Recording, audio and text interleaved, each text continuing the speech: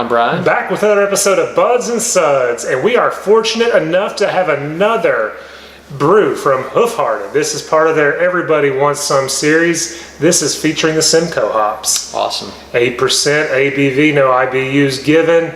Simcoe's a great one. Love to get into it. I've seen a couple people check this in and mention Sip of Sunshine in the same breath. Ooh, really? So, yeah. We reviewed that one.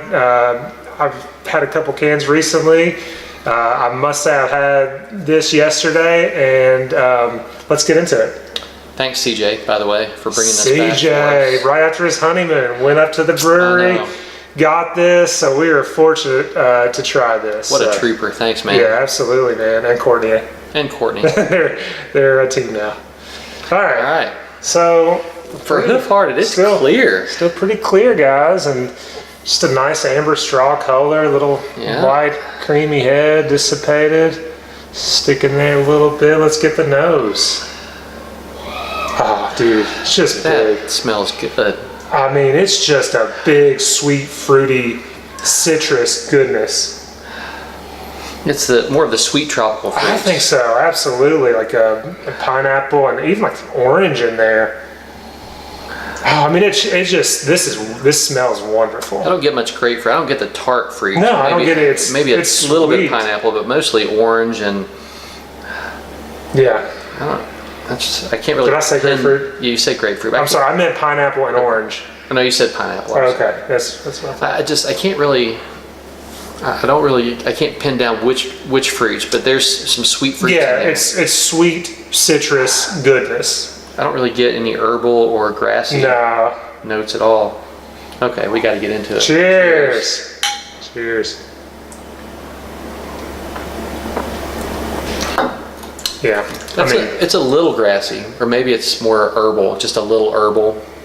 I've heard this one described as kind of an oniony herbal. I don't know that I get that. I get herbal, but that's really... It's wonderful. The flavor match, I'm hit with creaminess first off. Mouth feels phenomenal, creamy.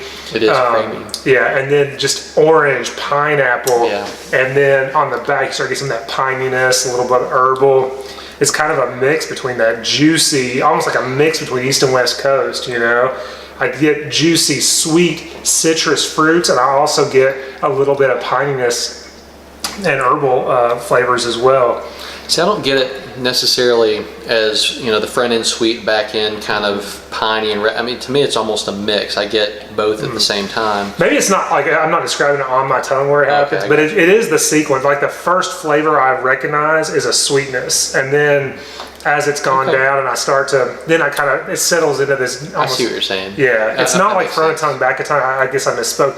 What I meant, the first flavor I get is the citrus, and then as it settles in, it's down, and I'm thinking about, what's there, and it's more herbal and piney. I think it's really good. Oh yeah, it's phenomenal. I'm pumped by this one. As far as this series, it's hands down between Citra and this for me.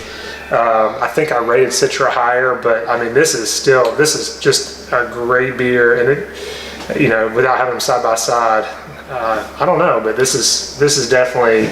Those two were above the other ones in the series that I've had. Well, I'm going to be interested to see. Don't drink it all, because we've got an all mosaic coming up from the Vale, and we really ought to compare side because I like mosaic better. Mosaic's a better hop for me. I like this a lot, but I rate Citra and then maybe Mosaic just slightly under that, almost the same sometimes, and then Simcoe.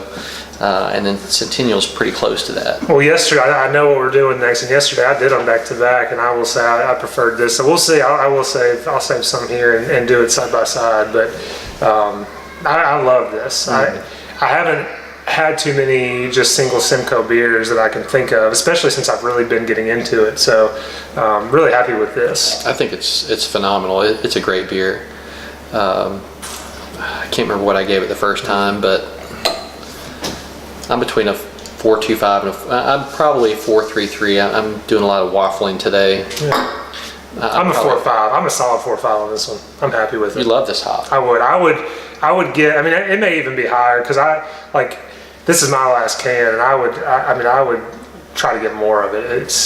It's 4 or 5 and on up to that, but I'll give it a 4 or 5. CJ had a bunch. There's no way he got rid of all that. He's drinking it all. No, there's no way. He's got a lot of friends too. He does have a lot of friends. He'd be drinking like a 4-pack a night.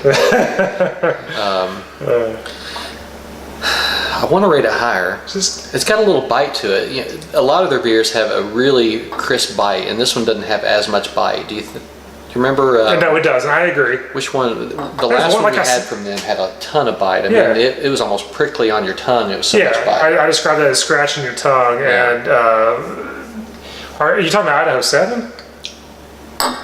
It was either that one or the one before. Okay. Yeah, I don't remember. Idaho 7 was that.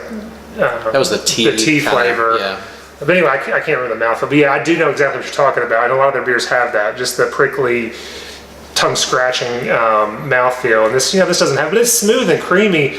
And I still just really dig it. It is really good. And it's sweet fruit. I love the sweet fruits. I'm more of a fan of that than I am just big, dank, resinous, bitter beers. So 4 or 5, and that's again, part of it's my preference for that type of beer. So what would you give it if it was opaque?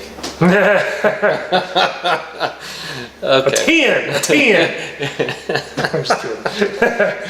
I kid. No, but yeah, I'm gonna say 4 or 5. You 4, 3, 3? Yeah, I'll say 4, 3, 3. All right, and we'll save a little bit of this and compare it to an all mosaic double to be filmed shortly. Anything else? Right. No. As always, if you can't have the beer you love the beer you have. Thanks.